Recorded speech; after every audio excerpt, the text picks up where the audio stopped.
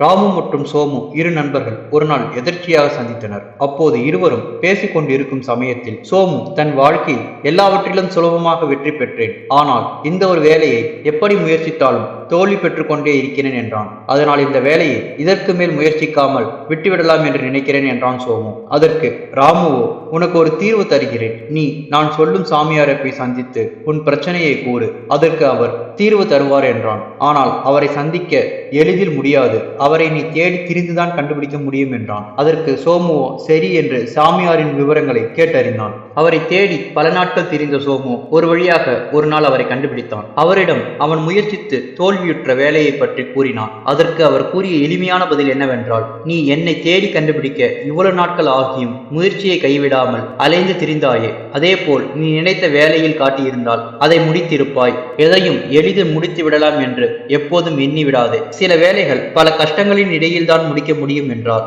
இதை கேட்ட சோமுவோ ஒரு நிமிடம் வாயடைத்து போனான். நன்றி, வணக்கம்.